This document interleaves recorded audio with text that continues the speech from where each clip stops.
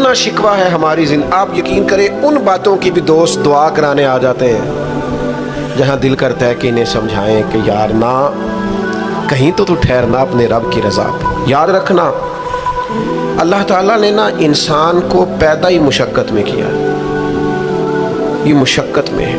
رب فرماتے ہیں میں نے اس کی پیدائش اس کا خمیر ہی مشقت والا بنایا۔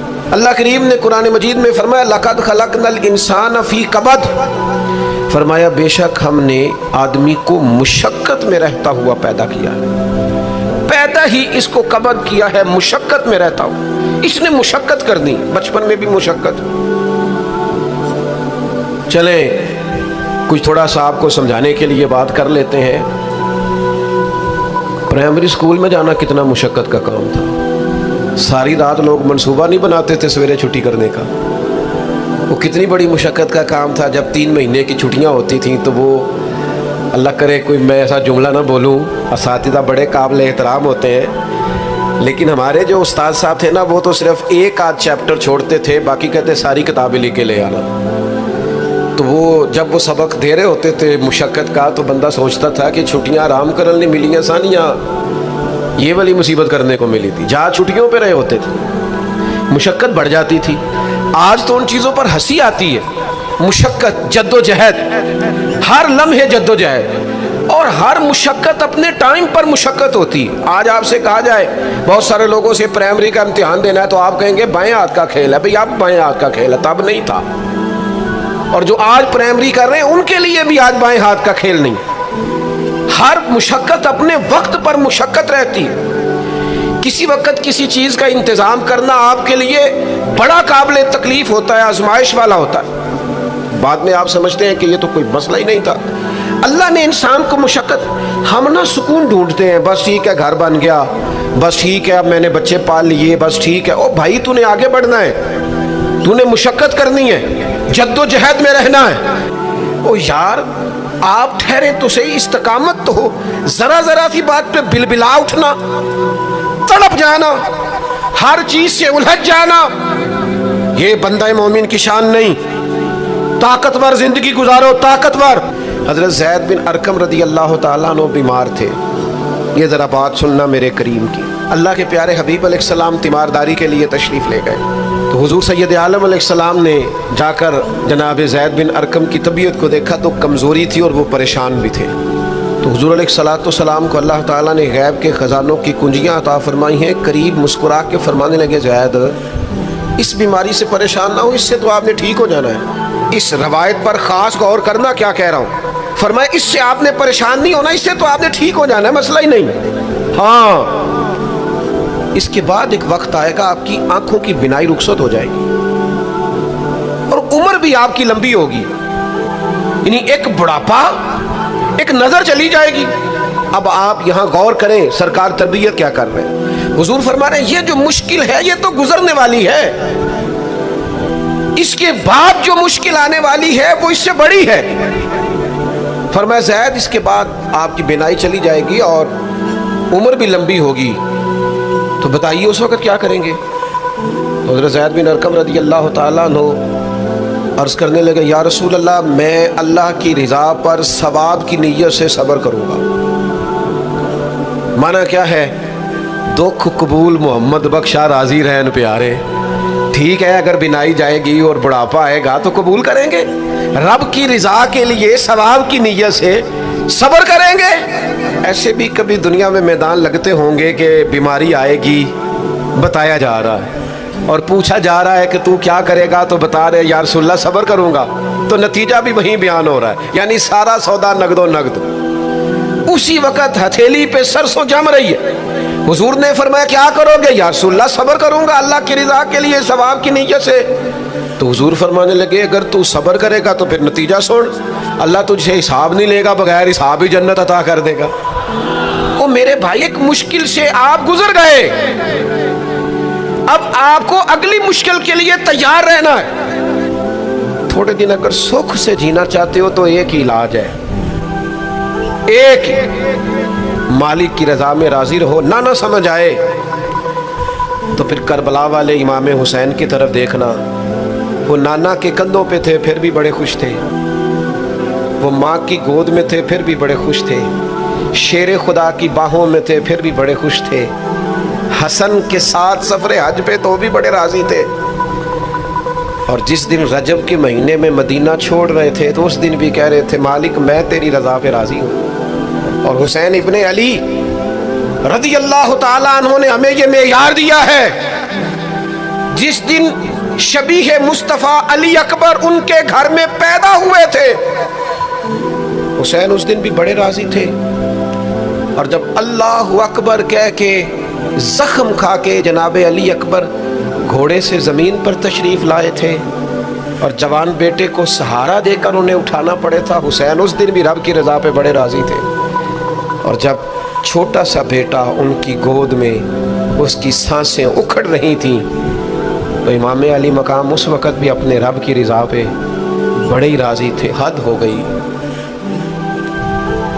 जिस गले को महबूब चूमते थे उस वक़्त भी हुसैन राज़ी थे। और जब उसी गले पे खंजर चल रहे थे तो इमाम अली मकाम ने ये नहीं कहा कि मालिक मेरा इतना इम्तिहान, आखिर मेरे मसले कब हल होंगे, मेरी मुश्किलात कब हल होंगी, आखिर किस वक़्त, ये नहीं फरमाया, बल्कि ये सारा कुछ सह के दोनों हाथ ज़मीन पे बिछा के सजदा शुक्र अदा करके कहा मालिक जहाँ तो रखे हुसैन वहाँ राज़ी है। याद रखें, अगर आज जवानी है तो बुढ़ापा आएगा, आज अगर सेहत बिल्कुल ठीक है तो आहिस्ता आहिस्ता खुदा न खास्ता कबा और असाब कमज़ोर होने लगते हैं। हमें ना ज़हनी तौर पर तैयार रहना है। लोग कहते हैं जनाब पता नहीं मैं बड़ा परेशान हूँ, एक मुश्किल ख़त्म होती है दूसरी शुरू हो जाती है। मैंने कहा ये मुश्किल नहीं, यही तो मज़ा है ज़िंदगी का।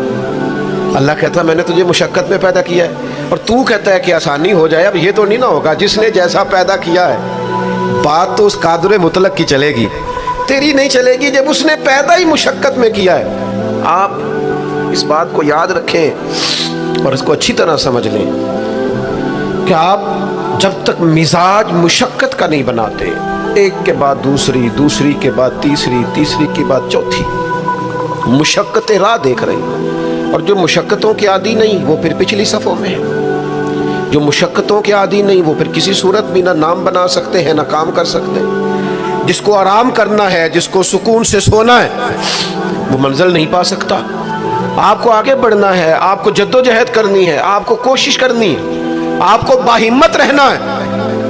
हज़रत उमर से किसी ने कहा था कि मैं आपसे मिलना तो चाहता था पर दोपहर का टाइम था, मैं आया नहीं, कहीं आप सो ना रहे हो। तो जनाब उमर रो पड़े, फरमाने लगे सोया करता था कभी, जब से अबू बकर ये चाबियां मेरे हाथ में दे गए हैं ना तो दिन की बात करता है, मैं रात को नहीं सो पाता, उठ उठ के हुजूर की उम्मत की खबरगिरी करता हूँ। रात जगह मेरा नसीब बन गए हैं, आँखों की नींद रुखसत हो गई है, लहजों में आराम निकल गया है। और भाई जब आपको जद्दोजहद करनी है, जब आपको आगे बढ़ना है, ज़हन बनाओ यार, तबीयत बनाओ, आगे बढ़ना है, मुशक्क़त करनी है, नींद थोड़ी कम लेनी है, ज़ुबान के जायके मज़े के खाने थोड़े कम करने।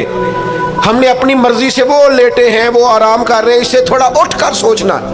इमाम अली मकाम का पैगाम ये है कि तू बड़ा तब बनेगा जब तेरी ज़िंदगी मेहनत वाली, कोशिश वाली, जद्दोजहद वाली होगी। और फिर उसके बाद क्या करना है, एक कोशिश करनी है। उसके बाद अगला काम ये है कि जहाँ रब रखे ना वहाँ रहना भी है, उसकी रज़ा पे। जब आप मुसलमान होते हैं ना, कलमा पढ़ते हैं तो हम ऐलान करते हैं आज के बाद फ़ैसले मेरे नहीं चलेंगे, फ़ैसले अल्लाह के चलेंगे। लेकिन परेशानी पता कब होती है, जब हम फ़ैसला अपनी मर्ज़ी का मांगते हैं। ओ भाई जब तू मालिक का ग़ुलाम है, बंदा है, तो फिर दुख किस चीज़ का नाम है। किसी दरवेश ने कहा था दुख किस चीज़ का नाम है कि अल्लाह की मर्ज़ी और है और तेरा इरादा और है। तू कहता है बात उस तरह बने जिस तरह मैं चाहता हूँ, रब कहता है नहीं मैंने फ़ैसला कर लिया है। फिर तू दुखी होता है। सुखी वाला कौन होता है, जो रब कर दे वो कहे बिल्कुल ठीक है, वो कहे बिल्कुल। और कुरान मजीद ने इसे बयान किया, रदी अल्लाहु अन्हुम व रदू अन। ये करबला का दूसरा पहलू, एक पहलू मुशक्कत जद्दोजहद, एक पहलू ये कि रदी अल्लाहु अन्हुम व रदू अन। अल्लाह कहता है मेरे बंदों की शान ये है कि अल्लाह उनसे राज़ी है और वो अल्लाह से राज़ी है। اللہ ان سے راضی ہے اور وہ بھی راضی ہیں اللہ سے. اللہ نے جہاں رکھا ہے وہ اللہ سے. ایک پہلو یہ ہے کہ اللہ راضی ہو جائے, ایک پہلو یہ ہے کہ بندہ راضی ہو جائے. رب فرماتا ہے ذالک الفوز العظیم, وہ اللہ سے راضی, اللہ ان سے راضی, یہ بہت بڑی کامیابی ہے. امام محمد غزالی رحمۃ اللہ علیہ سے کسی نے کہا تھا زیادہ مشکل کیا ہے, اللہ کا راضی ہونا کہ بندے کا؟ تو امام صاحب فرمانے لگے رب تو مہربان ہی بڑا ہے, بڑی جلدی راضی ہو جاتا ہے. دو صرف آنسو بہائے سچی توبہ کے مالک راضی ہے. کسی غریب کی مدد کر دے اخلاص سے, اللہ راضی ہے. اللہ تو جلدی راضی ہو جاتا ہے, مشکل یہ ہے کہ بندہ نہیں راضی ہوتا. یہ اس نے ہر روز ایک نئی امید لگائی ہوئی ہے, ہر روز اس کا نیا رنگ ہے, یہ راضی نہیں ہوتا. حضرت موسیٰ علیہ السلام نے اللہ کی بارگاہ میں عرض کی مالک میری قوم یہ عرض کرتی ہے کہ تو بتا تو ہم سے کیسے راضی ہوگا. حضرت موسیٰ اپنی قوم کی عرض لے کر مالک کی بارگاہ میں کوہ طور پہ حاضر ہے. او یارو اسے دل کی تختی پہ لکھ لینا. عرض کی مالک میری قوم کہتی ہے رب کریم کے حضور عرض کریں کہ ہمیں بتائے ہمارا رب ہم سے کیسے راضی ہوگا. تو حضرت کلیم کہتے ہیں جب رب کی بارگاہ میں عرض کیا تو مالک نے فرمایا ان سے جا کے کہو وہ مجھ سے راضی ہو جائیں, بس وہ راضی ہو جائے میں بھی ان سے راضی ہو جاؤں گا. حضرت سیدنا عبداللہ ابن عمر رضی اللہ تعالیٰ عنہ کا صاحبزادہ بڑا سخت علیل ہو گیا. بچے بیمار ہو جائیں تو تکلیف بڑی ہوتی ہے انسان کی طبیعت کو. حضرت عبداللہ ابن عمر کے بیٹے بڑے سخت علیل ہو گئے. جناب عبداللہ ابن عمر بڑے پریشان ہیں, کبھی ادھر جاتے ہیں کبھی ادھر جاتے ہیں, اس حکیم کے پاس اس طبیب سخت پریشان. آپ کے دوست احباب دیکھتے ہیں کہ حضرت عبداللہ ابن عمر بڑے سخت آزمائش میں, بیٹے کا انتقال ہو گیا, صحت نہ ہو سکی, اللہ کا حکم آ گیا. اب یہ جو انتقال ہے یہ ظاہر ہے بیماری سے زیادہ مشکل کام ہے, بیٹا چلا ہی گیا ہے. لیکن وہ لوگ کہتے ہیں جب ہم بعد میں تعزیت کرنے کے لیے گئے تو جناب عبداللہ ابن عمر کو بڑا مطمئن دیکھا. تو ہم نے عرض کی کہ حضور اس وقت تو صرف بیمار تھا تو آپ زیادہ تسلی میں نہیں تھے, اور اب آپ بڑے تسلی میں محسوس ہوتے ہیں, وجہ؟ تو فرمانے لگے جب تک میری ذمہ داری کا نا میں پریشان تھا, اب خدا کے کرم اور رحمت کی جگہ پہ چلا گیا, اللہ کا فیصلہ آ گیا ہے اور میں سمجھا ہوں کہ میرا رب اسے اپنی بارگاہ میں بلانا چاہتا ہے, لہٰذا میں پورے طور پر مطمئن. اب میں اللہ کی رضا پہ پوری طور پر راضی ہوں. میرے عزیز جب تک یہ رضا حاصل نہیں, کیا لطیف انداز ہے. وہ ہمارے ایک بڑے زبردست رائٹر تھے صاحبزادہ خورشید احمد گیلانی مرحوم, ان کا ایک مضمون چھپا ایک دفعہ امت کا پہلا صوفی. تو وہ ٹائٹل دیکھ کر مجھے بڑی تجسس ہوا کہ کس کو, چونکہ ہم صوفیاء کی جماعت ہے, کس بزرگ کا تذکرہ کیا انہوں نے, امت کا سب سے پہلا صوفی. تو جب مضمون کھولا تو امت کا سب سے پہلا صوفی انہوں نے جناب صدیق اکبر کو قرار دیا. فرمایا یہ پہلے درویش ہے اس امت کے, حضرت ابو بکر صدیق. حضرت ابو بکر صدیق علیل ہو گئے, بیمار ہو گئے, تو یہ دیکھیے ذرا ان کا انداز تصوف. یار دوست پتہ لینے گئے تو ایک روٹین ہوتی ہے نا, جب لوگ تیمارداری کرنے جاتے ہیں تو کہتے ہیں کسی ڈاکٹر کو دکھایا ہے. سب لوگ آپ کے گرد بیٹھے ہیں تو کہنے لگے ابو بکر طبیب کو دکھایا ہے؟ فرمانے لگے ہاں طبیب دیکھ گیا ہے, اور طبیب دیکھتا رہتا ہے. تو کہا پھر طبیب نے کیا کہا ہے؟ کہنے لگے طبیب نے کہا فعال لما یرید.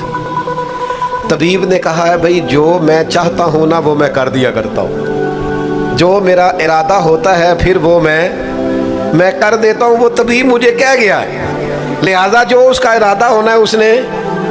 اب وہ جو ارد گرد بیٹھے تھے وہ بھی تو صحابہ تھے نا, اس باریک بات کو فوراً سمجھ گئے, کہنے لگے اللہ تجھے جزا عطا کرے. یار دیکھو چھوٹی بات نہیں. حضرت انس بن مالک کہتے ہیں 10 سال میں نے نبی پاک کے گھر میں نوکری کی ہے.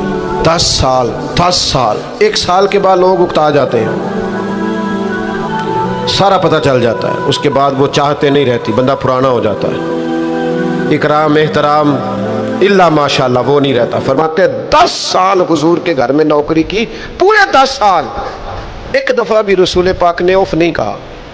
فرماتے ایسا نہیں کہ کبھی کوئی ایسی بات نہیں ہوئی جس سے حضور ناراض ہو. کئی دفعہ ایسے موقع آئے, حضور نے کسی کام سے بھیجا, میں جا کے بچوں کے ساتھ کھیلنے لگا, محبوب آئے میں ڈر گیا, لیکن حضور نے کچھ بھی نہیں کہا, مسکرا کے فرمایا تمہیں کام بھیجا تھا کر کے کیوں نہیں آئے. ایک تو یہ کہ مشقت کرنی ہے، دوسرا اللہ کی رضا پہ راضی رہنا، اور تیسری بات یہ سوچیں کبھی ذاتی قسم کی نہیں بنانی، سوچیں ملی قسم کی، قومی آفاقی سوچیں۔ اتنے دوست ہماری خانقاہ سے وابستہ ہیں، یہاں کسی آستانے سے وابستہ ہیں، کچھ ہمارے پاس مدرسے میں پڑھتے ہیں، کہیں بھی آپ پڑھتے ہیں۔ آپ کی سوچیں جب تک ملی اور قومی نہیں ہوتی، آپ بہت زیادہ بھی باصلاحیت ہیں تو آپ کوئی کردار نہیں ادا کر سکتے۔ آپ کو اللہ نے جو صلاحیت دی ہے وہ دین کے لیے خرچ کریں، کوئی بھی صلاحیت ہے آپ کی عزیز، وسیع الظرفی وسیع المشرب، آپ اپنی صلاحیت سے قومی فائدہ کریں۔ آپ کیا مطلب ملی باتیں، چھوٹی باتیں، چھوٹا سا ذہن، چھوٹی سی بات، آپ وسیع بات کریں۔ امام بخاری لکھ گئے، ایک مخصوص فقہ کے مقلد تھے امام صاحب، لیکن انہوں نے بخاری میں یہ رنگ نہیں اختیار کیا کہ جو کسی اور مسلک پر چیزیں دلائل کرتی ہیں، فقہ کے مسلک کی بات کر رہا ہوں، کسی اور مشرب پر تو میں نے لینی نہیں۔ انہوں نے کام کیے تو قومی سطح کے، چھوٹے چھوٹے ذہن، چھوٹی چھوٹی باتیں۔ ہمارا ہی مدرسہ نہیں، دنیا میں مدرسے، ہماری خانقاہ نہیں، دنیا میں خانقاہیں۔ ہم اگر ایک دوسرے سے لوگوں کو توڑنے لگیں گے تو ملی کام نہیں ہوگا۔ ہم گھر نہیں بنانا چاہتے، ہم رسول اللہ کا دین تعمیر کرنا چاہتے ہیں، دین اس امت کے اندر لانا چاہتے ہیں، نافذ کرنا چاہتے ہیں۔ تو ہم تو تھوڑے سے لوگ ہیں کام کرنے والے جو پوری دنیا میں کام کر رہے ہیں، کہیں بھی کوئی کام کر رہا ہے۔ ہم نبی پاک کا دین لانا چاہتے ہیں تو ہم تو ہر ایک کو سپورٹ کرتے ہیں، جو تھوڑا سا بھی کام کر رہا ہے اسے سپورٹ کرتے ہیں۔ میری آپ سے گزارش ہے، جس کاز کے لیے امام حسین نے جان دی تھی نا، اس کاز پر کام کرنے کی ضرورت ہے۔ اب کیا کرنے کی ضرورت ہے؟ اب وہ پیغام جو امام علی مقام کا پیغام ہے، دین کے لیے کام کریں، بے حیائی کے خلاف، عریانی کے خلاف، بے دین قوتوں کے خلاف۔ لوگوں کو سکون ملے گا، انہیں قائل کریں کہ سکون تمہیں نماز میں ملے گا، عبادت میں ملے گا، دیانتداری میں سکون ہے، قناعت میں سکون ہے، عزت نفس اور خودداری میں جو تمہارے لیے اللہ نے رکھا ہے اس میں سکون ہے۔ لوٹ کے کھاؤ گے تو سکون نہیں ملے گا۔ میرے بھائی، اس سارے پیغام کو عام کرنے کی ضرورت ہے۔ پھیل جائیں دنیا میں، اور جس طرح اپنے حق میں لوگوں کو قائل کرتے ہو نا، کوئی مجبوری بن جائے، اس طرح لوگوں کو دین کے حق میں قائل کریں۔ منت کر کے بے نمازی کو نمازی کریں، منت کر کے۔ جو دین سے دور ہے اسے دین کے قریب کریں۔ آپ کوشش کریں کہ فروغ دین ہو، جہاں مسجد نہیں، تعمیر مسجد میں کردار ادا کریں۔ اپنے لہجوں سے ہر تھکاوٹ اتار کے آگے بڑھو، ملی قومی سوچیں پیدا کرو۔ ہم نے اس وطن کو بھی تعمیر کرنا، دین کے لیے ہم نے اپنے آپ کو پیش کرنا جس حد تک ہو سکے۔ اور دین کی تبلیغ کا سب سے بہترین طریقہ یہ ہے، امام جعفر صادق سے کسی نے کہا تھا میں دین کی تبلیغ کرنا چاہتا ہوں، کیا کروں؟ پیغام امام حسین کانفرنس میں بات ختم کرتے وقت امام حسین کے پوتے کی بات سنا رہا ہوں، کہا حضور دین کی تبلیغ کرنا چاہتا ہوں، کیا کروں؟ فرمانے لگے دین پہ عمل کرنا شروع کر دے۔ یہ دین کی تبلیغ، آپ کا اچھا اخلاق یہ دین کی تبلیغ، آپ کا معاف کرنے کا جذبہ یہ دین کی تبلیغ، آپ کی خیر خواہی، لوگوں کا بھلا کرنا یہی دین کی تبلیغ۔ صرف تقریر سے تبلیغ نہیں کریں آپ کا عمل اور کردار یہ دین کی تبلیغ ہے۔ آپ اپنا انداز زندگی بدل جائیں، انداز خوبصورت کر جائیں، یہ دین کی تبلیغ شروع ہو جائے گی۔ 3 باتیں آپ کی خدمت میں رکھی ہیں اس پورے گفتگو کا نتیجہ۔ ایک تو زندگی مشقت والی، محنت والی، جد و جہد والی۔ یہ جو نوجوان آرام ڈھونڈتے ہیں نا، سکون، اقبال کہتے ہیں لہو مجھ کو رلاتی ہے جوانوں کی تن آسانی، یہ تیار ہو جائیں۔ مشقت، جد و جہد، کوشش۔ اور دوسری بات، اس کوشش کے بعد بھی رب جو فیصلہ کرے رب کے فیصلے پر راضی رہیں، مقام تسلیم و رضا والی زندگی گزاریں۔ اور تیسری گزارش، سوچیں سطحی نہیں، ذاتی نہیں، عالمی سوچیں۔ میں بڑے درد سے یہ بات عرض کروں، لوگ اپنی ذات کے لیے دین کا استعمال کرتے ہیں، اپنی ذات کے لیے۔ جو میرا ذاتی مخالف ہے میں اسے یزید کہہ دیتا ہوں، میرا ذاتی مخالف ہے۔ ہمارا ذاتی مخالف ہوتا ہے، ہم کہتے ہیں بے ایمان ہو گیا، او خدا کے بندے तेरे से इख्तलाफ हुआ है, तुझे यजीद तो ना बना। इतनी बड़ी लानत का तोक तूने गले में डाल दिया। अगर वो यजीद है तो तू अपने आप को क्या समझता है? अपना फिर तूने दर्जा क्या बन। इतनी जल्दी नहीं, कौमी सोचे पैदा करें, कोशिश करें कि आप मिली काम करें, आप लोगों को जोड़ें।